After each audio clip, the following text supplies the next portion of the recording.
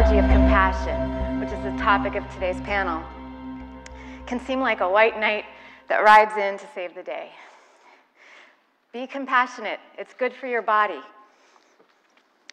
But the biology of compassion can do more than provide self-interested reasons to be nice to others. If you look closely, the work presented today by the scholars sitting on our panel contains hidden clues. Clues for how to structure the environment in ways that unlock our natural caring capacities. Critical not only for healthcare, critical for all pressing social problems that depend on a better understanding of care and concern for others. So without further ado, I'd like to present our first speaker. It's a great honor to introduce Stephen Porges. Good morning. It's a great privilege to be here to talk to people who are both compassionate and interested in compassion.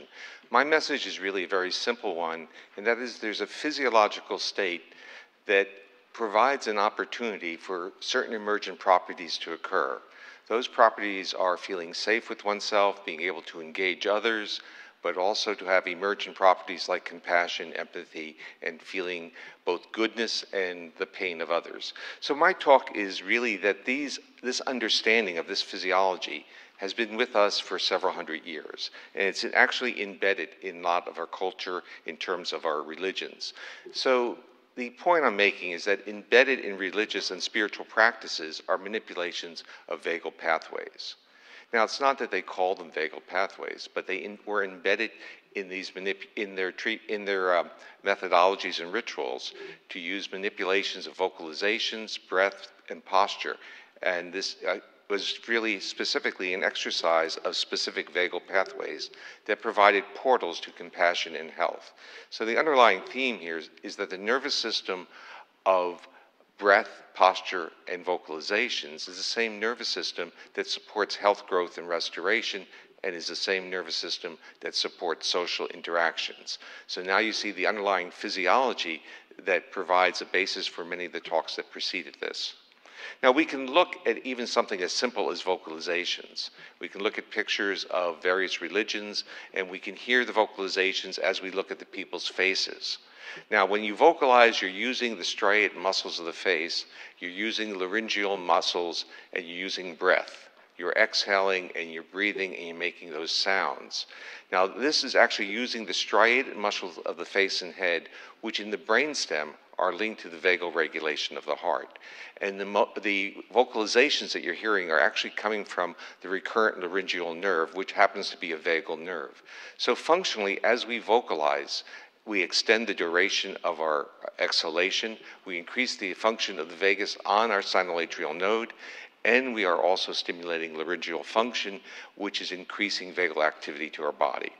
We can see this across religions. We can look at breath, and breath is the most powerful one. And you heard, especially Paul Gilbert was talking about this, Daka was talking about this. So you can understand that breath is a powerful manipulation that's used in many meditative practices. But breath is a physiological manipulation that has a voluntary component. And as we learn to extend the duration of our exhalations and to utilize abdominal breathing, diaphragmatic breathing, we are increasing the afferent feedback to the brainstem and increasing the vagal activity to the heart. The vagal activity to the heart increases during exhalation and is dampened during inhalation. And if you ever watch clients or watch even your friends, when they get anxious, the breathing rises up high and they breathe very rapidly, and the duration of their phrases become very, very short. So we can even understand the whole notion of some of the meditative practices are actually very physiological.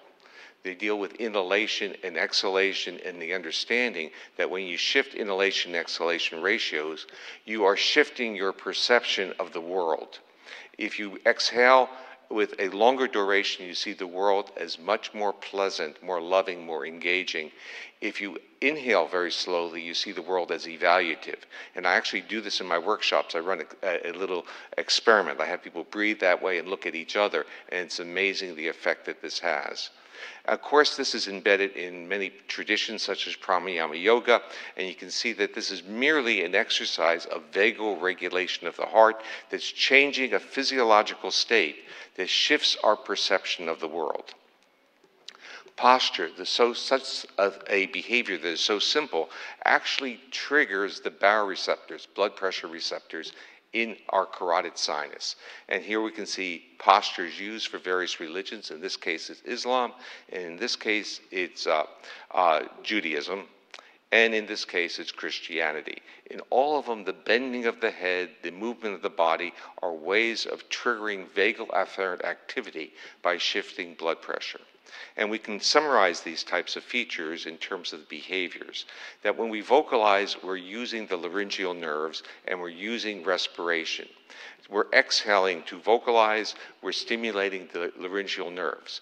Another way of even thinking about this is that the frequencies of the vocalizations are actually potentially affecting different target organs, because the vagus itself can communicate with different target organs, and if you did electrical stimulation of the nerve itself, it would reach the different organs based on the frequencies of that electrical stimulation, because the nerve itself is a composite, a conduit with many different fibers of different thicknesses. So it's very possible that ancient traditions of chanting have actually the potential of targeting different organs. But the other important point here is that the chants and the vocalizations are always linked with exhalation, and this is when the vagal influence on the heart is maximized. Of course, the breathing exercises are very, very simple neural exercises that vagal control the heart. Some of these respiratory exercises are to extend the inhalation to change the physiological state, make people more mobilized, but then to recover and rehabilitate by extending the duration of exhalation. Posture triggers vagal activity through the afferents of the baroreceptors, blood pressure receptors, and triggers vagal function as well. And when we were in college or graduate school or medical school, there was a learning of the autonomic nervous system was taught as if it were a paired antagonistic system. And people thought that you had a soothing, healthy, parasympathetic, primarily vagal system, and a diabolical sympathetic nervous system. But basically, you need both. There is need for both of them to maintain a homeostatic function. However, there is more than one vagus. And this is where people got confused. So the issue is there's a vagus that goes above the diaphragm, and there's a vagus that goes below the diaphragm. The vagus that goes above the diaphragm is linked with the systems that are calming, that soothe us, that downregulate stress responses, that functionally inhibit the sympathetic nervous system. This is the system that breath, meditation, and all these practices recruit. These are neural exercises. Whether you play a wind instrument or you sing or you chant, you're exercising this system. But the subdiaphragmatic system, if it is used as a defense system, will shut you down. You'll defecate on the spot, and it also will have pathways that still remain from our phylogenetic history of being reptiles that go to the heart. So the reptile defense system is not merely fight-flight, but shutting down. And we need to conceptualize the autonomic nervous system not merely as a dual antagonistic system, but functionally as a hierarchical system. And I'll get to that in one moment. But this is to emphasize that the supradiaphragmatic, above the diaphragm, vagus actually is influenced by posture, vocalizations, and breathing. And the point being made here is that the physiological state, which is the intervening variable of whether or not we are positive in our interactions, whether or not we use others in a positive way or react to them defensively, can be manipulated through breath, vocalizations, and posture. So we have to also understand that not all vagal pathways support social communication, downregulate stress, facilitate resilience, and enable compassion. But there are vagal pathways that are potentially lethal and defensive. And I want you to look at the mouse in the jaws of the cat. This mouse has functionally fainted. We call it death fainting, but that is a vagal response as well. It's a vasovagal syncope. It's a shutting down. It's a conservation response that we inherited from our phylogenetic ancestors, the reptiles. And this is metabolically conservative. Many of the people that you deal with have experienced this type of shutdown, and their physiology now has changed because they experienced this type of life threat. So understanding the autonomic nervous system not merely as a paired antagonistic system, but as a hierarchical system gives us several insights. We see that through the theory that I developed called the Polyvagal theory, which emphasizes 3 neural circuits that form a phylogenetically ordered response hierarchy. And that means we use our newest circuits first, and when they don't help us get to a safe place, we use these older defense circuits. These systems regulate both behavioral and physiological adaptation to safe, dangerous, and life-threatening environments. And you can see the hierarchy. And what the hierarchy means is that if I can utilize through breath, through vocalizations, through social engagement, if I can stimulate that myelinated vagal system, I can downregulate the sympathetic defenses. It also tells us that people who are highly anxious and highly mobilized are also providing an adaptive function of keeping themselves out of shutting down. And many of the people who are highly anxious and highly reactive have had experiences of that shutdown response of that unmyelinated vagal system.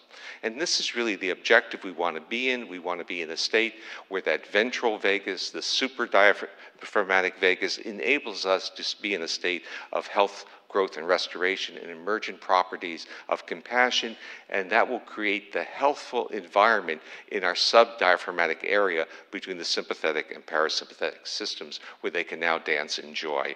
And so I'm going to basically close by saying that if we treat the autonomic nervous system as a hierarchical system, then vagal manipulations, which could come through prayer, meditation, and chants, and social engagement, and physician or therapist-client interactions involving vocalizations, breath, and posture are both efficient and neurophysiologically sound strategies capable of turning off both sympathetic and vagal pathways of defense and supporting health, growth, and restoration. Thank you. Thank you, Steve. Our next speaker will be Sue Carter. It's a pleasure to be here. I do again wish to thank Jim and the amazing CCARE team that's taken care of us for the last few days. My story will be taking this to yet another level. It's going to sound very familiar in context of this meeting. We know that abstract constructs like compassion and love are best understood in light of their functions, and especially the evolution of their functions, which are survival and reproduction. Survival is the first law of nature. It's biologically important that we are not alone. We need others, and there's safety in numbers. Most living organisms, even bacteria, cannot survive alone and cannot reproduce alone. The mammalian nervous system is a special case of the need for others. We function most optimally in a supportive social environment, and social behavior is necessary for physiological and behavioral homeostasis. How do we know? Take away other. Absence of other, isolation or loneliness, you start to see abuse of drugs, food, mental dysfunctions. It can even lead to depression, illnesses, shutdown, eventually death or earlier death. Social support and social stimuli can come in various sources. One of them on the left there you will recognize as Dr. Porges, my husband of a couple of years, and these are the 2 children that we share. Social bonds and social support, of course, are not one-way streets. The best relationships are reciprocal. This picture, which I showed the other day, is our older son with an adopted dog. The dog had never heard 4th of July before, and they were walking in Chicago streets, and he had to be carried home. So the dog gives back, and this is both Eric and his wife enjoying the benefits of this wonderful creature and the feelings of safety and content that come from that experience. Now, this all began, as far as we know, in a kind of evolutionary prototype that we call mother-child interaction. And again, these pictures speak for themselves, I think. The biological prototype is so easily seen, even in the faces. We've heard a lot today about faces, and you can see this social engagement. Even when they're asleep, there's a kind of contentment. Care of infants, of course, is not limited to the mother-child interaction. It can involve parents or what are known as alloparents. Mr. Obama actually is quite a good alloparent. If you look at his hands and his eye contact, he's doing a good job.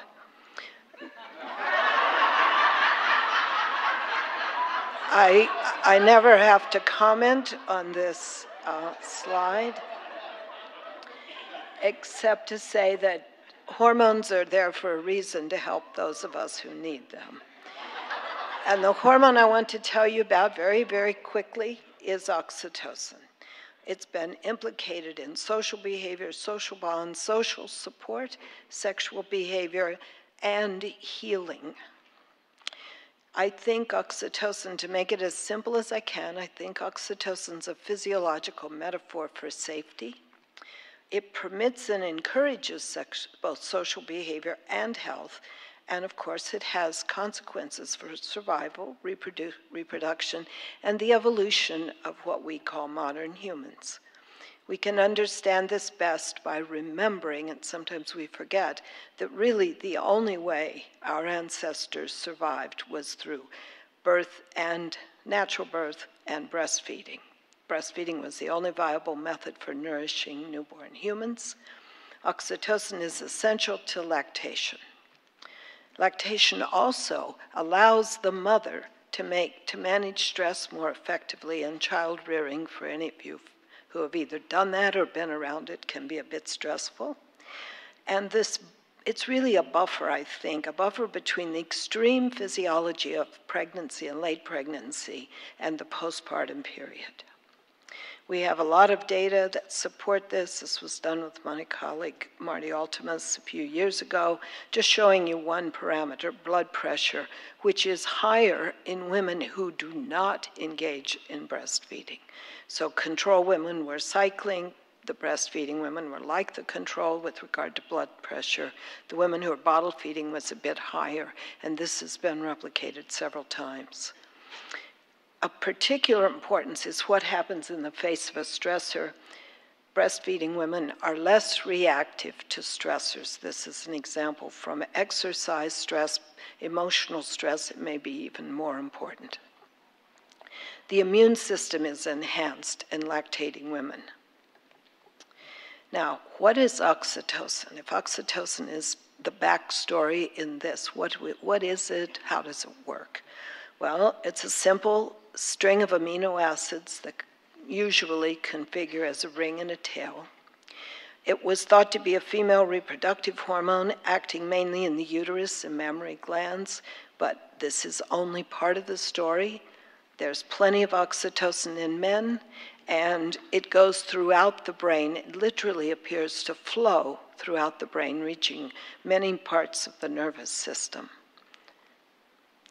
It can then, we presume, and there's so much evidence now, I think we can even say, we can be very strongly presume, it increases social behavior. It acts, based on data that we've collected in collaboration with Steve, on the autonomic nervous system. It acts on the immune system. It's primarily adaptive. It allows the body to help protect itself in the face of challenge.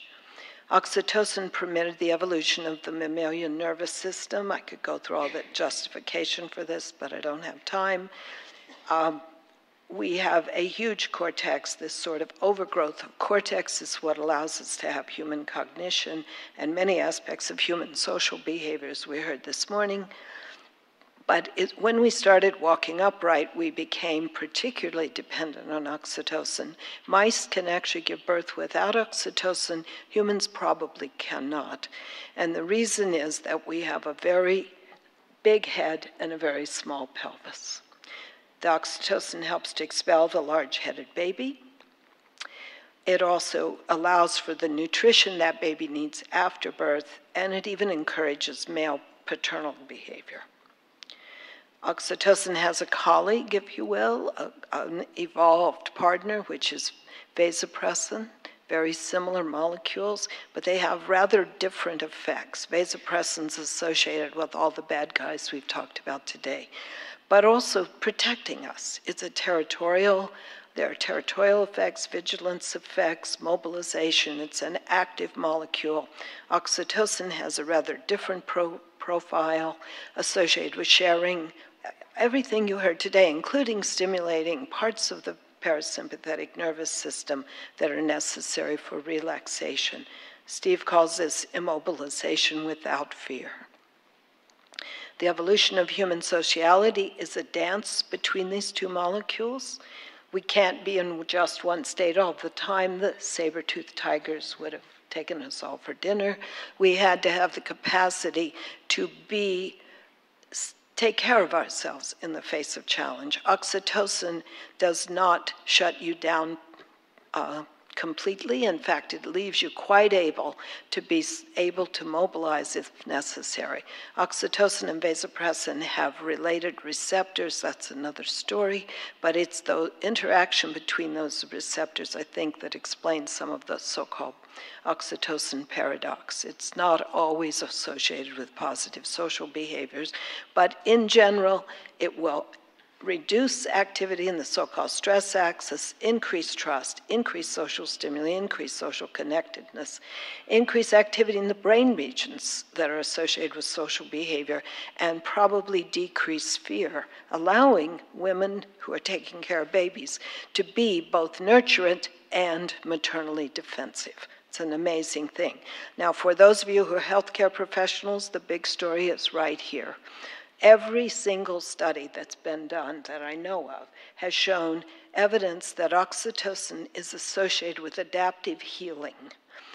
Even burns, heart disease, osteoporosis, intestinal bowel disease, stroke, and all the mental illnesses that plague our society. Oxytocin is both anti-inflammatory and antioxidant. I'm not going to tell you about prairie voles except to say that the story arose there. That's a 2-minute talk. I do want to finish by saying I think oxytocin is a physiological metaphor for safety, but it's only the tip of the physiological iceberg of interactive effects throughout the body, and those are only now being recognized, and I'm hoping that our future will lie in pulling together some of the work, for example, that Steve Cole's doing, and putting this into the big picture, a big picture of healing. Thank you.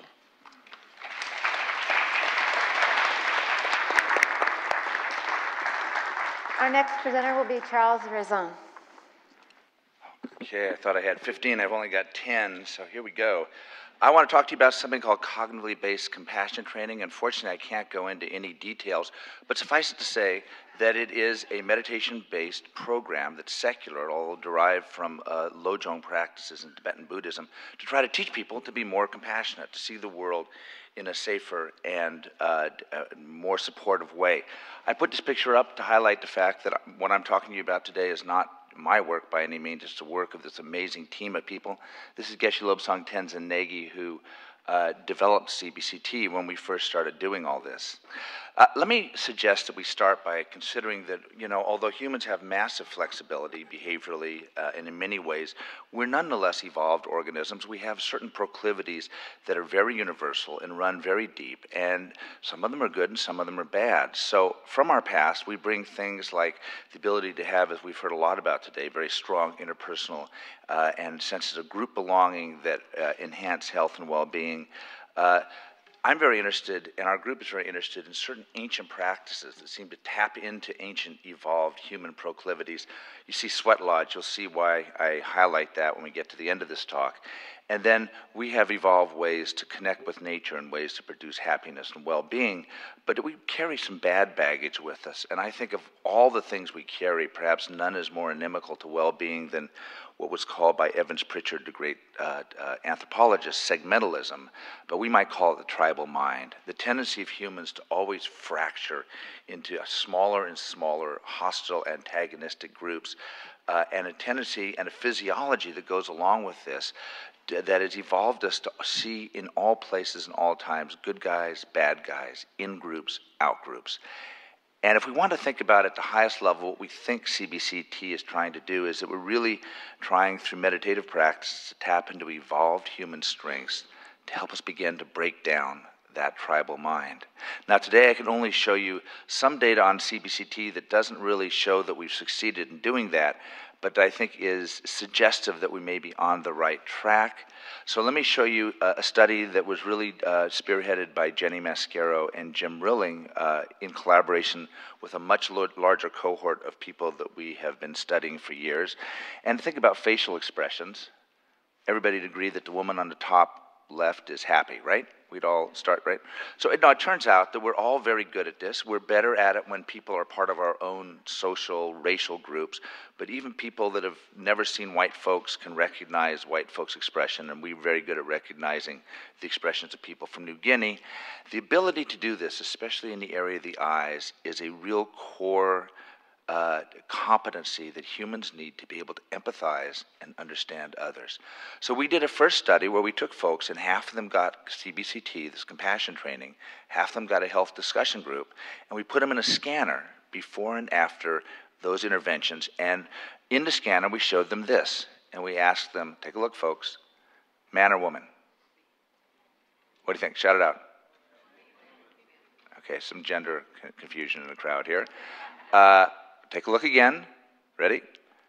Playful, comforting, irritated, or bored. Right. Okay, well, so you guys are better with the emotions than you are with the sexual identification, which is interesting. It's unusual. Most people are the other way around. But the sexual identification is sort of the ground rule. We found that compassion training didn't make people any better at telling whether it was a man or a woman. It was a woman, by the way. But they became much better as a group at recognizing these subtle facial expressions. And remarkably, to the degree that that happened, they activated this suite of brain areas that are known to be involved in the ability to feel empathic, to recognize the theory of mind that other people have minds. And so the simple story here is it looks like that the CBCT training increased these people's brain capacity and activity in areas that made them then more able to recognize subtle facial expressions, suggesting that it may have direct impact on one of these core competencies and building blocks of the ability to have pro-social caring behavior. Now let me show you some really interesting findings I've said are suggestive here, some more suggestive than others. Actually, the first one is not suggestive. It's quite striking. This is the work of Gail Desbordes, who was here yesterday. I don't know if she's here today, and Eric Schwartz. We actually did this we've just finished this very large study of about 200 people. A third of them got compassion training. A third of them got mindfulness. And a third of them got a health discussion group. And we did all sorts of tests before the interventions and after the interventions. What Gail convinced us to do, which is really a wild idea, was to fly as many of them as we could from Atlanta to Boston, to be scanned up in Boston in addition to being scanned down at Emory, both before and after. And it really worked. Actually, 50 people flew up to Boston, got scanned, hung out, had some good seafood, and then did it again at the end of the study. And let me highlight here again, these are brain areas that in the Emory neuroimaging study increased activity with CBCT. The area I've circled is actually called the dorsal medial prefrontal cortex. Reduced activity in this brain area is emerging as a core deficit in major depression. So it's quite striking that Gail found that 8 weeks of CBCT, but not mindfulness, actually grew this brain area. And in the brain, it is absolutely true that bigger is better. That unlike other areas of the body where that's questionable, in the brain, big is good, unless it's a tumor. And so the fact that we see this increased size in this brain area is really quite remarkable and interesting. Gail also did a really interesting study with the same people looking at how the mindfulness versus compassion affected their ability or how their brains responded to either neutral images, very distressing images, pictures, or happy pictures. And if you look at the red, in fact, you can see that mindfulness had a bigger effect all the way around than compassion training did. But there's an interesting wrinkle in this story, and the wrinkle is that if you look at practice time across the bottom, versus, in this case, the amount of brain activation in something called the amygdala, which tends to activate around threat and danger. You see the red dots are scattered all over the place. But with the blue dots in the compassion group, the more people practiced during the study, the more their amygdala lit up in response to negative images. Now, this is interesting because depressed people have increased amygdala activity when they're shown these negative images. Antidepressants turn off that amygdala activity. The CBCT was doing exactly the opposite of what something like Prozac would do.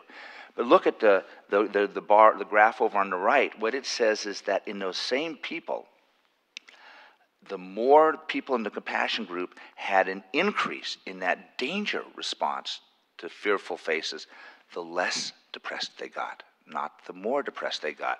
Really suggesting that unlike antidepressants, which as far as we can tell just sort of deaden things, in the CBCT group, the more people engaged with it, it was doing something to their brains perhaps that was making their amygdala more sensitive to the pain and suffering of others. But instead of that depressing them, and this goes back to early talks, instead of that depressing them, it actually in some ways produced a positive antidepressant response. Very interesting. This is preliminary, but we're really interested in following up with it.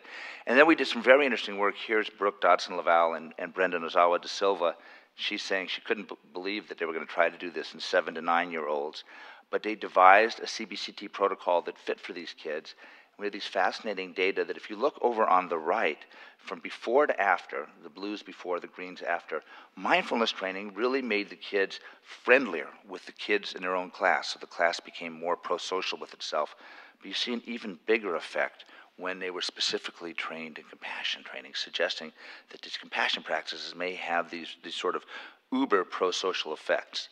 But I had to do it. I have to suggest something completely different to you, because if we think about meditation, most of us would say that we're using brain processes to change not just the brain, but how the body functions. Our research group is obsessed with exactly the exact opposite direction of causality, which is the possibility that bodily processes can be activated to change brain functioning in ways that produce desired results. And the reason I show you a sweat lodge is, people have been doing this for thousands of years in thousands of cultures. Nobody parties in the sweat lodge. Again and again, sweat lodges have been used for healing, for spiritual enhancement, for stress resilience before battles.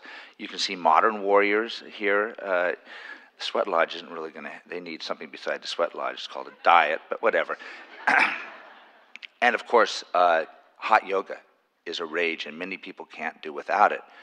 Well, so it turns out, just a recent study, you stick people in a scanner and put them in a hot water bodysuit, heat them up, and it turns on all the same brain areas that agents such as ketamine, which induce rapid feelings of well-being, induce.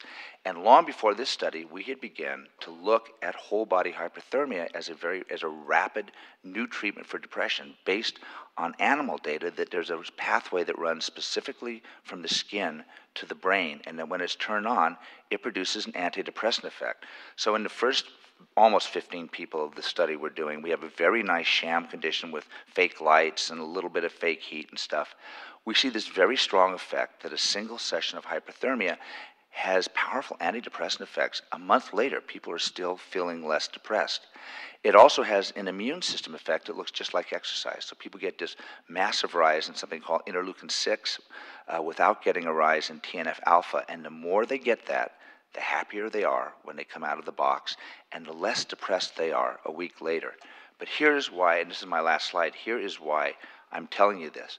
We've also been hooking people up to this little device called the electronically activated recorder, or the ear, invented by my colleague Matthias Mell. Runs on an iPad. Every 12 minutes, it randomly captures 30 seconds of whatever the person's doing. Just captures their audio environment. But from this, you can learn a lot about how people spend their lives, how they talk, how they spend their time. So we've hooked people up to this little box before and a week after they got the actual real hyperthermia or the fake hyperthermia. And it turns out that a single session of hyperthermia in this small sample, interim sample, has a massive effect on making people spend more time talking to other people. They spend less time alone, but the kicker is they actually say much nicer things to people, and they go around expressing more gratitude, and they don't whine as much. So Because this is a compassion conference and not a meditation conference per se, I thought it would just be interesting to highlight that there's multiple ways to skin the compassion cat, although maybe that's not the compassionate way to say it. But you know what I mean, that both bodily processes and central nervous system processes may be able to be synergistically harnessed to enhance this evolved human capacity for compassion. Thank you. All right, our final speaker will be Steve Cole. Great. So I'm going to first, after thanking the organizers for inviting me here, but without too much length at that, because I know I'm all that stands between you and lunch. In fact, I realize this is such a desperate situation that if I get to the point where I see more than half of the audience with their hands held up, I will cease speaking right then, and then we can all go straight to lunch. So if it starts getting bad, just roll me on, raise your hand, something like that. What I'm going to talk about a little bit is sort of the intersection between this story of evolution and compassion's, it turns out, it's sort of intrinsic operating system in the context of human evolution in particular, and how that unfolds in our everyday lives right now and structures our vulnerability to health and disease at the molecular level. So a lot of this comes out of studies where what my lab does fundamentally is try to understand how everyday life regulates what our genome is doing, which genes are turned on, which ones are expressed at high levels, which ones are relatively muted in activity. And often we'll see shifts like this. It's sort of a standard heat plot representation of gene expression data. And so our job is to try and kind of ferret out meaning or coherence from these kinds of speckled maps of genes that are activated or repressed in activity, in this case in white blood cells. So in this particular study, for example, we see a big block of genes involved in inflammation or defending cells against the first initial stages of injury, and kicking off immune responses are getting activated in this particular group of people exposed to a particular kind of risk factor. They show reductions in activity of the genes involved in defending cells against viral infections. So we often see these kinds of shifts. What's interesting about them is that they don't always emerge just in response to physicochemical or microbial stimuli. And in fact, in this particular study, the risk factor that's structuring these differences in gene expression is the sense of being disconnected from the rest of humanity. So there's something about social connection, embeddedness within a social or a sort of a microculture, if you will, that apparently plays such a significant role in the way our physiology works that it filters on down to the activity of our genes. And this is not distinctive to loneliness. In fact, as we looked at a wider array of different kinds of ways of being, or especially adverse experiences in life, we find similar kinds of dynamics, that what appears to be sort of a transcriptional defense response being kicked off in the body. And we've learned a lot over the last few years about how this comes about. Much of it is structured by the sympathetic nervous system, fight or flight stress responses, activating beta-adrenergic receptors on cells that then call forth these differences in gene expression through fairly easily mapped out biochemical signaling pathways. If we had a different experience of life, if we're not feeling threatened or uncertain, but we feel more profoundly overwhelmed or defeated, it turns out we'd have a different neuroendocrine response, and the hypothalamic pituitary adrenal axis would draw out, it turns out, a different profile of gene expression involving much more repression of inflammatory genes than activation of them. This doesn't just call forth different transcripts from our existing portfolio of cells, but it can actually start to remodel the cellular composition of our bodies. So many of the dynamics that I just talked about in white blood cells there, for example, are orchestrated by a subset of white blood cells known as myeloid lineage cells, monocytes, dendritic cells, that sort of thing. And in people who are exposed to adverse life circumstances for extended period of time, this repeated experience of threat or uncertainty and the associated activation of the sympathetic nervous system appears to call forth a signal in our bone marrow. In other words, one of the places where these sympathetic nerve fibers send a signal is into the bone marrow, which is, amongst other things, busy replenishing our white blood cell pool. So our white blood cells turn over relatively rapidly. We constantly have to regenerate that blood tissue, essentially. And when we experience threat or uncertainty over extended periods of time, the stem cells that are involved in regenerating our white blood cell pool get a switch in their directions away from the production of big smart T cells and B cells and other lymphoid lineage cells, and they really double down on the production of myeloid lineage cells like granulocytes, monocytes, dendritic cells. And so those cells then go out into circulation, and they interact with the rest of our body, including developing disease processes. So here's one example of this kind of dynamic. This is a standard mouse model of cancer. This is how we understand how cancer cells actually do their work, in this case metastasizing. So if you take a mouse with a standard model of breast cancer in this particular case, and you put it in adverse circumstances, even for a relatively short period of time, a couple hours a day for a couple of weeks, you can see a massive increase in the amount of metastasis from the primary site where we injected the cancer cells in the first place, in the lower left-hand corner, basically, of the mouse. This is the fourth mammary fat pad, the mouse breast equivalent. So you can see a little bit of metastasis coming off of that primary tumor in a sort of a unstressed mouse. But in a stressed mouse, you get a great deal more of that distant metastasis. We know that those myeloid lineage cells contribute to this because if we treat the animals with drugs that block monocyte recruitment to these growing tumor masses that catalyzes the escape of the cancer cells, we can largely knock out that stress-induced metastasis. We don't do anything to the growth of the primary tumor. That's a product of basically damaged DNA. But what we get is a lot less physiological support for the aspect of cancer that actually turns out to be the major driver of mortality, the metastatic processes. We can also knock that out with drugs that block the sympathetic nervous system signaling to the monocyte. So that's one context in which this cell contributes, but it turns out in addition to metastatic cancer dynamic, monocytes and the inflammatory dynamics that they orchestrate contribute to a wide variety of other chronic illnesses, including neurodegenerative diseases, cardiovascular diseases, atherosclerosis in particular, lung and airway diseases, asthma and pneumonia, and they can even influence the way our bodies respond to viral pathogens, again, leaving us more vulnerable in that particular context. So you can sort of think of this program, this defensive program that gets activated by fight or flight stress responses as sort of a recipe for how not to live, both figuratively in the sense that it gets evoked by adverse life circumstances, but also literally in the sense that this biology becomes a kind of fertilizer for chronic disease. So the next question then is, well, if we'd like to be not threatened and not miserable, what's the best way to go about doing that? How should we live instead? And that turns out to be a little bit of a tricky question because there's differences in sort of what you might call ways of being happy or ways of being well. One we can think of as having to do mostly with accruing lots of positive emotional states. Others, what's involved more in sort of what's called eudaimonic well-being, where you don't derive your happiness from your own consummatory self-gratification, but instead derive it predominantly from essentially compassionate engagement with the world around you, from dedicating yourself to a cause or purpose beyond your immediate self-gratification, a sort of more noble form of happiness. And so in a recent study, Barb Fredrickson's group measured those two different types of happiness in people, and we looked at gene expression profiles. And what we wanted to know is which of these two types of happiness best opposes the adversity-related molecular fingerprint that I talked about earlier.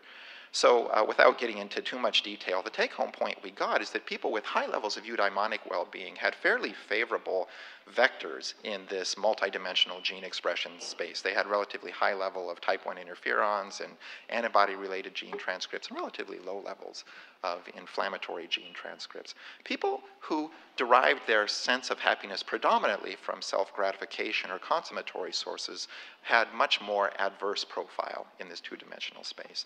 And that was kind of interesting because the two groups didn't differ in their level of emotional well-being, but they did differ quite dramatically at the level of their molecular biology. So it's maybe not always the case that just our conscious experience of happiness is necessarily sort of isomorphically connected to the favorable biology that we'd like to evoke.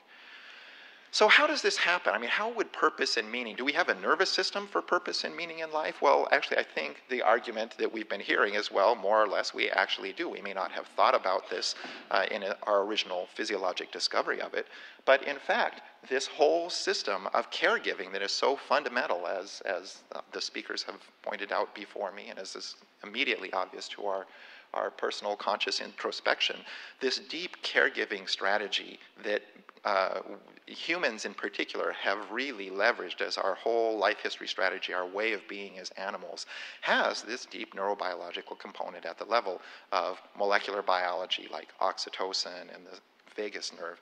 The vagus nerve is particularly inviting here because, as Steve mentioned earlier, it is well reputed to have a sort of a veto kind of influence on activation of the sympathetic nervous system. So it's quite possible that what we're seeing in people that dedicate themselves to causes and purposes beyond their own self-gratification is, in some sense, the fingerprint of, if you will, a pro-social vagus nerve, essentially vetoing defensive, individually defensive stress biology.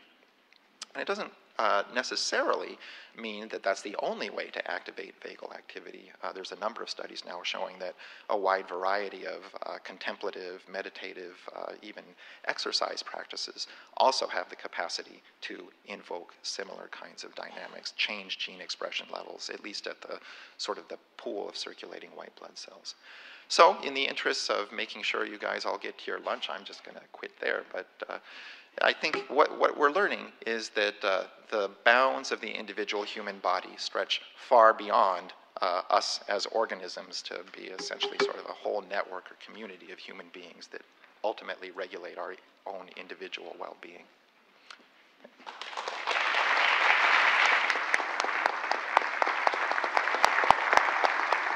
Okay, so we have about 5 minutes for questions, which probably means maybe we can take one question, depending on the answers. So we have one down here.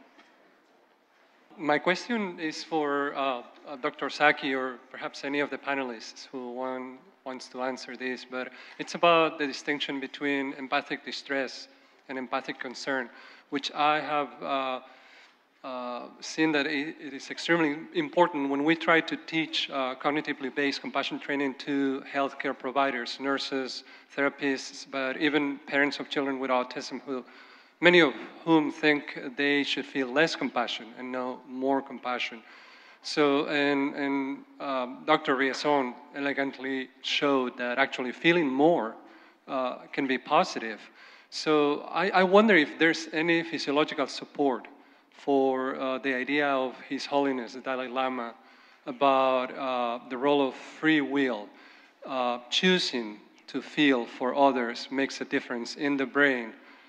Or perhaps the idea that there is hope, there is a future after suffering, because suffering, like actually I think Dr. Gilbert said, is the consequence of how we are shaped, but it's not our fault, and there's a solution to suffering. Death, aging, pain is inevitable, but not suffering. So if there's no physiological support for this distinction, where would we find it in the brain? Okay, I'll probably only answer the more boring parts of your question because there was a lot there. I think that there is absolutely physiological evidence for a distinction between empathic distress and compassion or concern. I breezed over it, but Tanya Singer has a great review in Neuron right now where she talks about sort of compassion as engaging a more approach-oriented neural system, whereas distress engages a sort of more avoidance-oriented system. That's in broad strokes. With respect to choice and agency, I think there's actually a lot of evidence that people respond better to empathic experiences, even distressing ones, when they feel that they have a choice. There's also evidence that people who experience compassion rather than empathic distress continue to engage in it even when they have a choice not to. So classic experiments by Dan Batson demonstrate that if you engage distress in people, then they'll empathize and help others so long as they can't escape the situation in some other way. But if you give them a way out, they'll prefer to just to leave because that's the easier way to quell their distress. But if you instead engage people in empathic concern, then they'll help people even if they have an option to more easily leave the situation. And I'd also like to add that in the brain, the habenula tracks our sense of helplessness. And the habenula shuts off dopamine and serotonin and things that would be necessary to evoke compassionate behavior. So habenula is linked directly to a sense of control, and its products are linked directly to compassion, and empathy. I'd like to just say, is this on? Hello? It's on? Okay. So I think we need to be very careful about looking for something in the brain. that we're really talking about an integrated nervous system, which is the body as well.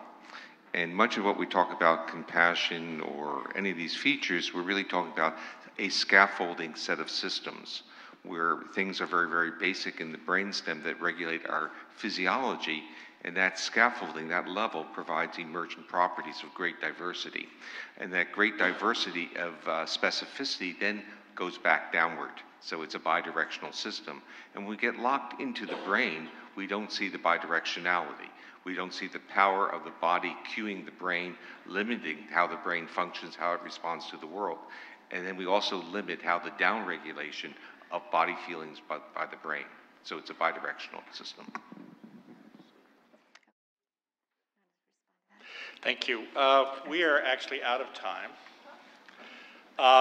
And so we're going to break for lunch. It is again in the Fleet Room in Building D. I would ask that you return at 1:30 in a compassionate way. And again, thank you, and thank you, panelists. Excellent discussion.